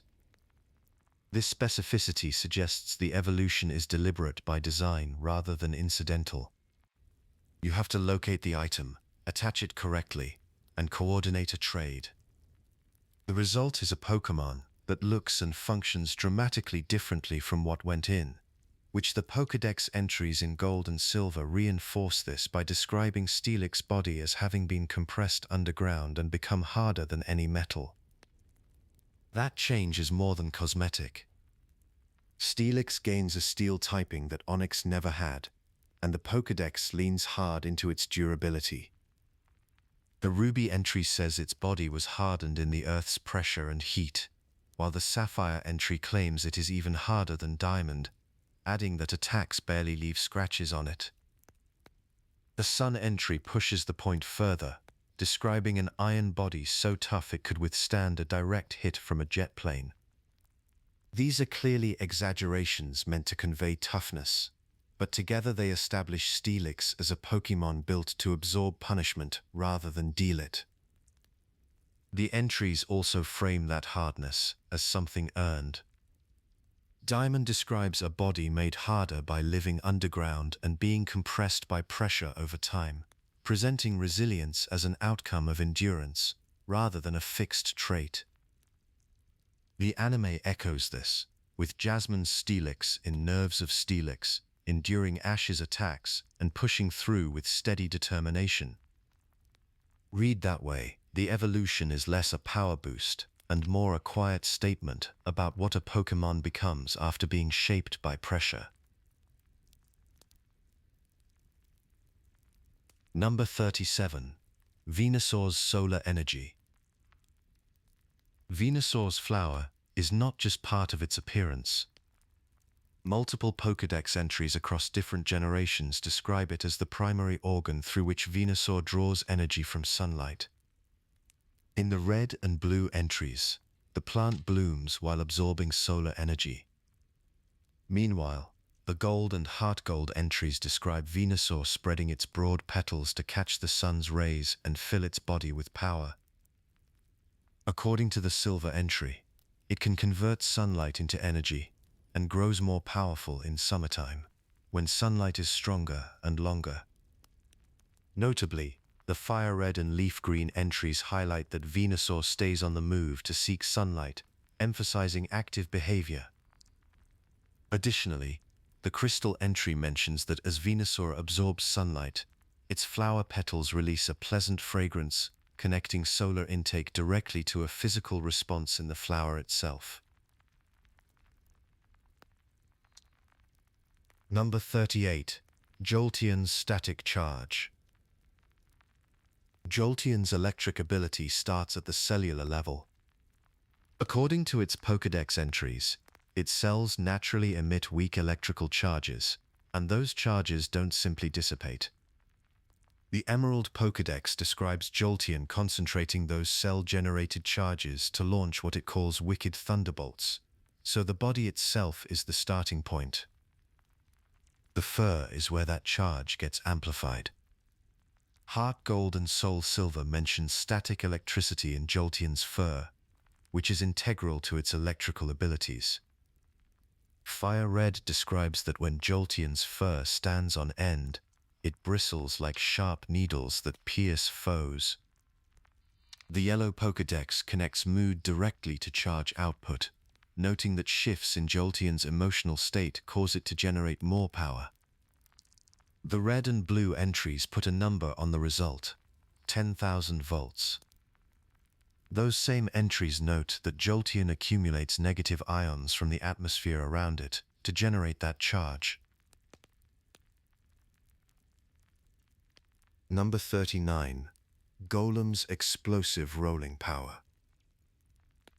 Golem lives up in the mountains and rolls down toward the foothills as a natural part of how it moves. The Ruby and Sapphire Pokédex describes this rolling happening en masse when a large earthquake hits, which means it is an instinctive response to seismic activity rather than a battle behavior. That momentum is powerful enough that humans have dug grooves into mountainsides to redirect Golem's path and protect homes downhill. Beyond rolling, Golem can expel gas to generate explosive force, using that propulsion to jump between mountains entirely. Its shell, described as rugged as slabs of rock, can withstand those blasts without cracking. In battle, Golem carries a base defense of 130 and a base attack of 120, but only a base speed of 45. Sturdy keeps it standing after a hit that would otherwise knock it out in one shot, which gives it room to set entry hazards or retaliate even when it cannot move first. Number 40. Flareon's internal combustion. Flareon's defining biological trait is the internal heat it generates, described in unusually specific physical terms across multiple Pokédex entries. Inside Flareon's body sits a dedicated structure referred to variously as a flame sac, a flame bag, or a heat organ. When Flareon inhales, some of that air gets stored in this organ and heated. According to Gold and Ultra Sun, the flame sac heats inhaled air to over 3,000 degrees Fahrenheit before it is exhaled, representing the peak output temperature rather than the resting state. The Sun entry notes that Flareon's average body temperature sits between 1,300 and 1,500 degrees Fahrenheit, with the internal sac climbing much higher. Once Flareon has stored up enough heat, its body temperature can reach 1,700 degrees, as noted in Crystal. This cyclical process involves Flareon breathing in, storing, heating, and expelling air, causing its body temperature to rise and fall depending on its thermal energy buildup at any given moment. Flareon's fur plays a direct role in preventing overheating. Ruby, Sapphire, and Emerald describe its fluffy fur as releasing heat into the surrounding air to avoid excessive heat buildup. Silver adds a visible behavior tied to this process, noting that Flareon fluffs out its fur collar to cool down when its temperature climbs toward 1650 degrees Fahrenheit. Thus, the fur serves as a thermoregulatory surface, venting excess heat outward continuously. In battle, Flareon's internal heat translates into a physical presence that extends beyond type matchups. Ultra Sun describes Flareon's deep inhalation as a recognizable signal that it is about to release flames exceeding 3000 degrees, providing a behavioral cue for opponents with little time to react. Flash Fire, Flareon's most thematically fitting ability, allows it to absorb fire-type moves and power up its own fire attacks, aligning with the biological process of its flame sac taking in and storing thermal energy. Flareon's base attack stat of 130, notably higher than its special attack of 95, is among the highest for evolutions, suggesting its intense internal heat is more naturally expressed through close physical contact than purely ranged fire output, though this remains a mechanical quirk rather than a confirmed biological detail. The environmental consequences of carrying such internal heat are significant. Emerald notes that Flareon's fur releases heat into the air as a cooling mechanism, warming the surrounding air as a byproduct of its normal thermoregulation. With a resting body temperature between 1300 and 1500 degrees, Flareon continuously outputs warmth into its environment. Ultra Sun highlights that the flame sac itself reaches 3000 degrees, necessitating constant outward heat transfer to maintain stability. In enclosed spaces, this ongoing release would noticeably warm the local environment. Even at rest, Flareon continues releasing heat through its fur, as described in Pokémon Sleep, indicating this is a continuous biological function rather than a situational one. Number 41. Aerodactyl's Ancient Power. Aerodactyl starts with a piece of amber. That translucent yellowish fossil carries preserved genetic material from a creature that died out in ancient times, and the red and blue Pokédex says exactly that. A savage Pokémon that died out in ancient times, resurrected using DNA taken from amber. In the first generation, you bring old amber to Cinnabar Lab, and a scientist there performs the revival. That same sequence appears in later titles like Let's Go, Pikachu, and Let's Go, Eevee, where the lab on Cinnabar Island is still the place where the fossil becomes a living Pokémon. What makes that moment unusual is what it actually represents. The creature handed to you did not evolve from anything currently alive. It belongs to a different world entirely, one that no longer exists, and the revival process is the only reason it is here at all. Aerodactyl's rock and flying typing reflects what the Pokédex describes. It is airborne, stone-hard, and built around aggression. The savage label from red and blue is not incidental. It points toward a creature that was a dominant presence in its ancient environment, one that hunted from the air and was not competing with modern Pokémon species for that role. The old amber's framing as a fossil preserving biological material from a prehistoric ecosystem reinforces that Aerodactyl did not exist alongside anything familiar. It lived in a period long before present-day regions took shape, in landscapes that are completely gone. That ancient identity carries directly into battle through ancient power. The move is rock type, and its in-game description reads that an ancient power is used to attack, and that it may also raise all of the user's stats. The stat raise chance is the mechanical hook. but the name itself connects to what Aerodactyl is. A revived fossil Pokémon, using a move called Ancient Power, one that draws on forces tied to prehistoric energy, fits in a way that feels deliberate. The Cinnabar Lab Revival hands you a Pokémon that is immediately battle-ready, and Ancient Power is part of what it brings from that long-extinct era into the present fight. Number 42. Zubat's Echolocation Skills. Zubat has no eyes. That is stated directly in multiple Pokédex entries, including Fire Red and Y, and the Legends Arceus entry goes further, describing its eyes as atrophied and its blindness as a physical condition. The Emerald entry frames this as something that developed gradually while Zubat lived in pitch-black caverns, connecting the trait to its habitat rather than treating it as an arbitrary design choice. What fills the gap left by sight is a continuous stream of ultrasonic waves emitted from its mouth. The Gold and Heart Gold entries describe this as something Zubat does constantly while flying. Those waves bounce back to its large ears, and from those reflections it builds a picture of its surroundings. The Yellow entry calls this sonar, and the Black 2 and White 2 entry puts it plainly: Zubat does not need eyes because ultrasonic waves handle everything sight would otherwise provide, according to that entry. Number 43. Doduo's Twin Brains.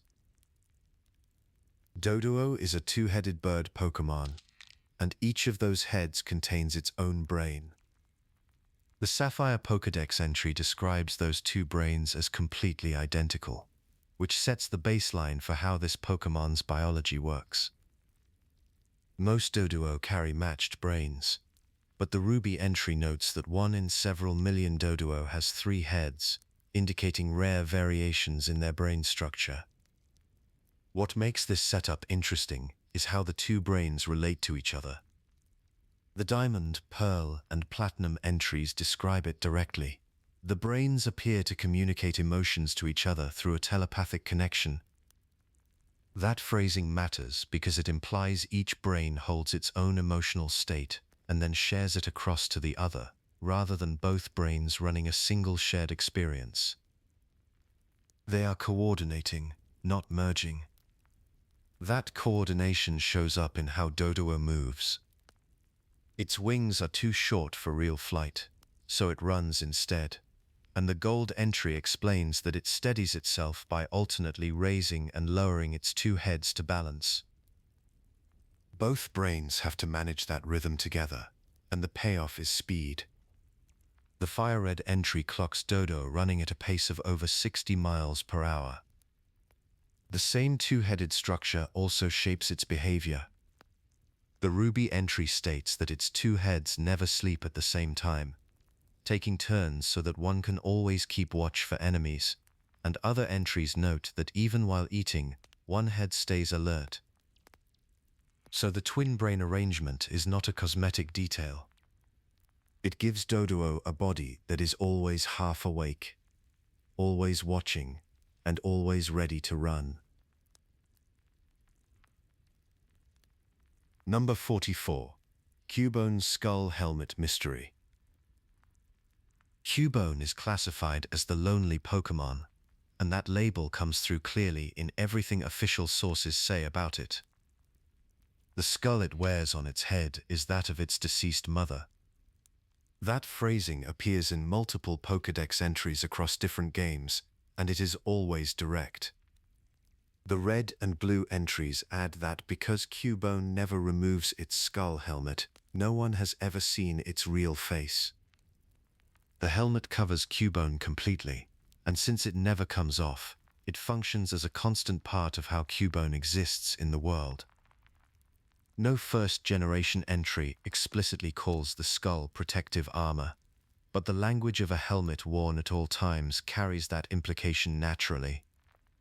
What the entries do say is that Cubone's cries echo inside the helmet and come out as a sad melody. That detail connects the physical object to something emotional almost immediately. The skull is not just covering Cubone's face. It is shaping the sound of its grief. The gold entry notes that Cubone is always crying, even though no one can see its face. When the memory of its departed mother brings it to tears, those cries echo mournfully within the skull. The object and the emotion are inseparable in the way the games describe it. The Moon Pokédex entry frames Cubone's evolution into Marowak in a way that fits this emotional picture. It states that according to some, Cubone will evolve when it comes to terms with the pain of its mother's death. The phrase "according to some" signals that this is treated as an in-universe belief rather than a confirmed rule. But the idea is still canon-supported, and it reframes what evolution means for this particular Pokémon. The skull stays. What changes is what Cubone carries with it.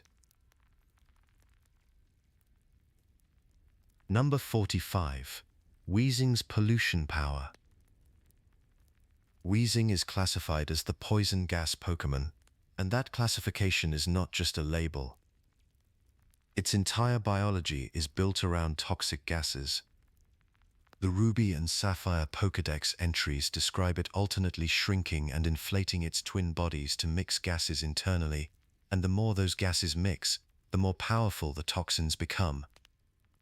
The Emerald entry adds that by diluting those gases through a special process, the highest grade of perfume can be extracted, which tells you how chemically potent the output actually is. In battle, Weezing leans on that biology directly. Its learn set includes poison gas, smog, sludge, sludge bomb, and toxic. These are not high damage moves. They are tools for applying poison, cutting visibility, and forcing the opponent to deal with ongoing pressure rather than a single hard hit. Weezing's stats support that approach. Its base defense sits at 120, which is high, but its speed is only 60. It is built to absorb hits and grind opponents down, not to strike first. From generations 3 through 7, Weezing's only ability was Levitate, which gave it full immunity to ground-type moves and Arena Trap, as well as protection from entry hazards like spikes and toxic spikes. That removed its ground-type weakness entirely. As a pure poison type, Weezing remains vulnerable to psychic-type moves, which represent its most consistent coverage problem. Starting in Generation 8, Standard Weezing gained Neutralizing Gas and Stench as additional ability options alongside Levitate, rather than replacing it entirely, which changed how it fits into a team but kept its disruptive identity intact. The environmental side of Weezing is just as defined as its battle role. It seeks out dirty, unkempt houses and makes them its home, as noted in the Ruby entry. Garbage gases are described as the ultimate feast for the species, according to the Emerald entry. It does not wander into clean spaces. It gravitates toward pollution and then intensifies it. As it absorbs foul gases and mixes them internally, the Pokémon itself becomes more putrid, as the Sapphire entry notes. The air around it worsens as a direct result of what it is doing biologically. The Sword entry mentions that Weezing populations were once seen all over the Galar region, which lines up with Galar's industrial history, though the entry stops short of spelling out a direct cause and effect relationship with regional air quality. What the entries do make clear is that Weezing is not a passive presence. Its species category, its Pokédex descriptions, and its learn set all converge on the same conclusion. Weezing is a Pokémon whose existence actively shapes the atmosphere around it. Number 46. Koffing's toxic gas body. Koffing is classified as the poison gas Pokémon across every generation, and that classification is not just a label. Its entire body functions as a gas container. Pokédex entries from multiple generations describe its body as thin and balloon-like, inflated by horribly toxic gases rather than supported by bones or muscle. The gases inside are explicitly described as lighter than air, and that density difference is what keeps coughing aloft passively. It is not flying in the way a bird flies. It floats because the gas inside it is less dense than the surrounding atmosphere. The same basic principle behind buoyancy in real-world applications like hot air balloons or helium balloons. Some Pokédex entries note that the body is so thin that the toxic mixture inside can be seen swirling within it, which gives a sense of just how little separates its internal chemistry from the outside air. Number 47. Chansey's healing reputation. Chansey carries a specific biological trait that the franchise has placed at the center of its identity. The egg it keeps in its pouch is described across multiple Pokédex entries as highly nutritious and deeply restorative. The fire red entry says the eggs are so good that even people who have lost their appetite will eagerly eat them. The yellow entry notes that Chansey shares its eggs specifically when it sees an injured Pokémon, framing that behavior as a deliberate, compassionate act.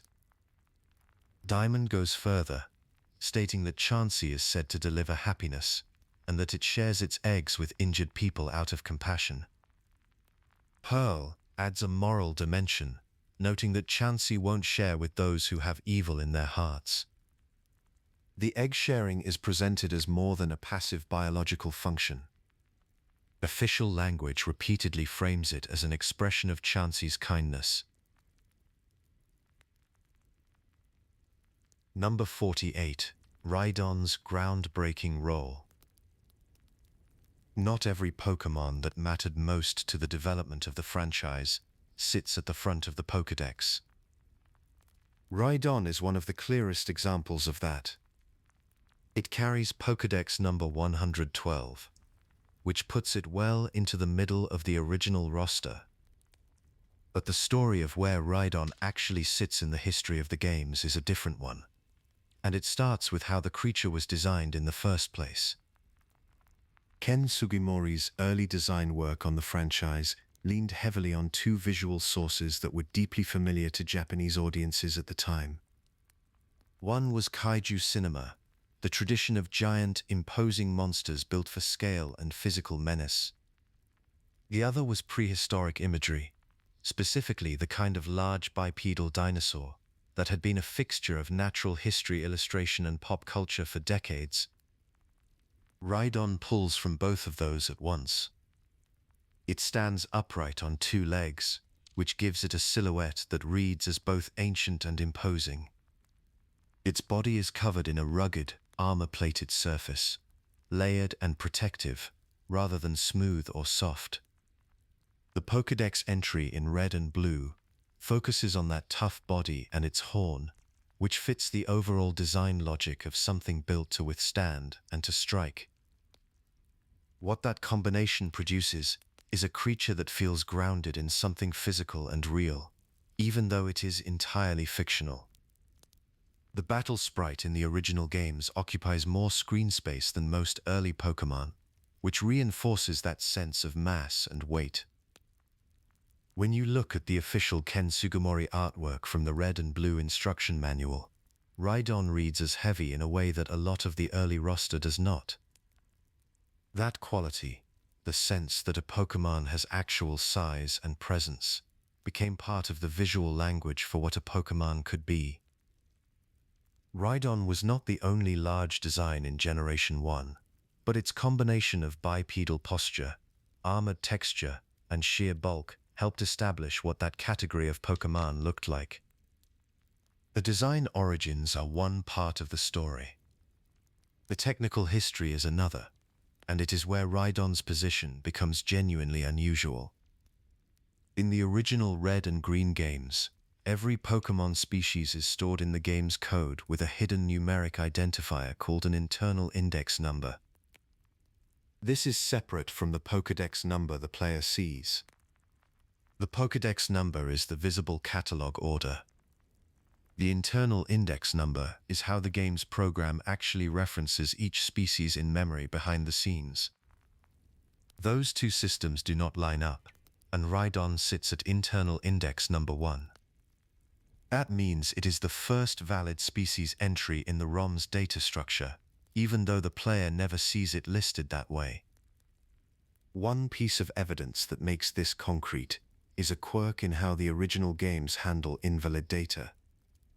When a glitch Pokémon with an invalid species value gets pulled up in the Pokédex, it tends to display as Rhydon in many documented cases, though the exact fallback behavior can vary depending on the specific invalid index value triggered.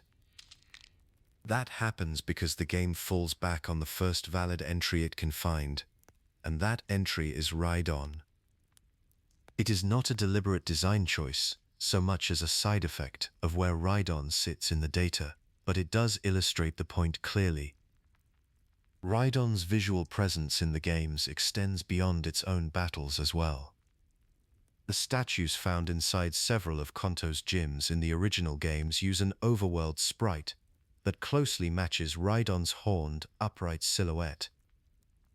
The same general shape shows up in the small doll sprite used when a Pokémon uses the move Substitute, which produces a little stand-in figure that looks distinctly dinosaurian and horned.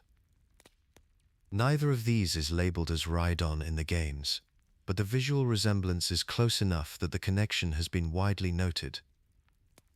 What it suggests is that Rhydon's design was treated as a kind of reliable visual shorthand during development, a shape that was recognizable and structurally useful beyond the context of its own species data. The external acknowledgement of Rhydon's place in franchise history comes from a few directions. Developer commentary, including remarks attributed to Ken Sugimori, has described Rhydon as among the earliest Pokémon created during the initial design phase of the franchise. Satoshi Tajiri has also been cited in connection with this claim in some accounts. The precise sourcing on these statements varies across reproductions, and not every version of the claim cites a specific interview by name, but the general framing has appeared in developer-adjacent discussion enough times that it is treated as part of the accepted record. Community researchers reconstructing the internal index from ROM data have reinforced that picture by connecting the Index 1 placement to the idea of Rhydon as a prototype anchor in the development pipeline. One of the more formal external recognitions comes from Guinness World Records, which has included Rhydon in its documentation of Pokémon history with a record tied to its status as the first Pokémon designed. That kind of entry reflects a claim that has been evaluated and published under a recognized reference standard, which gives it a different weight than community consensus alone, though Guinness records in this category typically rely on information provided by the rights holder rather than independent verification. What makes Rhydon's position genuinely interesting is that none of this shows up in the Pokédex number. A player going through red or blue in order would reach Rhydon at number 112 and have no particular reason to treat it differently from the entries around it. The developmental priority, that position in the data, the statue sprite, the substitute doll, the Guinness entry, none of that is surfaced in the game's presentation to the player. It sits in the structure underneath. Number 49. Bulbasaur's Seed of Life. Bulbasaur is a grass and poison type starter, and its most defining feature is the seed on its back. Official Pokédex text states that Bulbasaur carries that seed right from birth, which means it is not something the Pokémon acquires or develops later. It is there from the very beginning. Several Pokédex entries describe Bulbasaur using nutrients stored inside the seed to fuel its early growth, framing the seed as a biological resource rather than a passive feature. One entry notes that the plant sprouts and grows with the Pokémon, meaning the seed and Bulbasaur develop together as a single system. Bulbasaur's official species classification is the seed Pokémon, And that label lines up with how the Pokédex consistently treats the seed as central to what Bulbasaur is, not incidental to it. Number 50. Mew's Mysterious Genetic Legacy. Mew's Pokédex entries across multiple games describe it as a Pokémon whose DNA contains the genetic codes of every Pokémon. Pokémon Silver puts it plainly. Its DNA is said to contain the genetic codes of all Pokémon. Ruby and Sapphire use similar language, describing Mew as possessing the genetic composition of all Pokémon, while Emerald says it possesses the genes of all Pokémon. No other species in the Pokédex receives this kind of description. That breadth of genetic material caught the attention of in-universe researchers. The Crystal Pokédex notes that because Mew can learn any move, some people began research to see if it is the ancestor of all Pokémon. The Y version entry goes a step further, stating that many scientists believe Mew to be the ancestor of Pokémon. Both entries treat this as a working theory, not a confirmed fact. That same genetic material eventually became the foundation for something else entirely.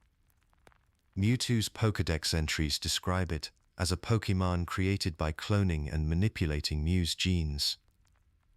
Journal entries found in the Pokémon Mansion on Cinnabar Island record a scientist's account of discovering Mew in Guyana and extracting its DNA as the starting point for the project. The connection only becomes clear when you read Mewtwo's side of the story. Mewtwo is classified as a genetic Pokémon created through genetic engineering, while Mew carries the classification of new species Pokémon, a naturally occurring one. That difference in origin sits at the center of what makes their relationship significant in the lore. Number 51. Nidoking and Nidoqueen's Strange Bond. Nidoking and Nidoqueen are one of the most recognizable pairings in the franchise, but the nature of their connection is less straightforward than it looks. Official sources describe them as counterparts rather than relatives. Nidoking is identified as the male counterpart to Nidoqueen's line, and Nidoqueen as the female counterpart to Nidoking's. That framing is notable because it defines their relationship through association, not shared ancestry.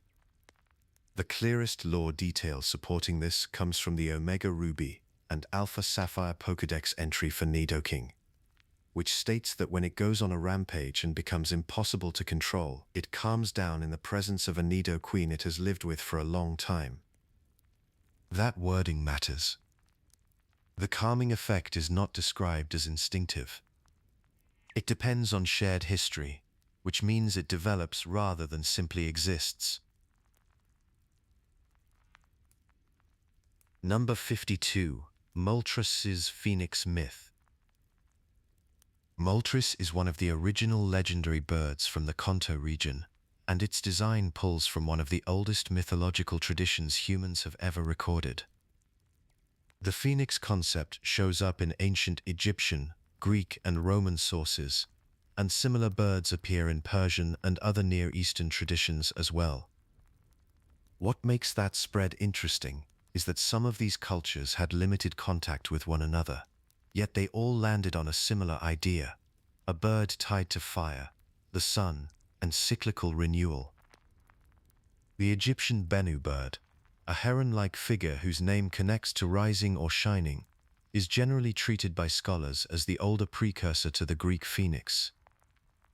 The Greek and later Roman versions added the self-immolation detail, where the bird burns at the end of its long life, and a new one rises from the ash. The classical accounts fill in that cycle. The bird was said to live for about 500 years, then travel to Heliopolis, build a nest, and die, leaving remains from which a new phoenix emerges. The fiery version of this death is more prominent in the Roman-era retellings than in the earliest Greek ones. Herodotus, one of the oldest sources, describes the rite without the flames. Even so, the through line holds. a solitary, long-lived bird bound to the sun and to renewal. Moltres reflects that archetype in its official lore.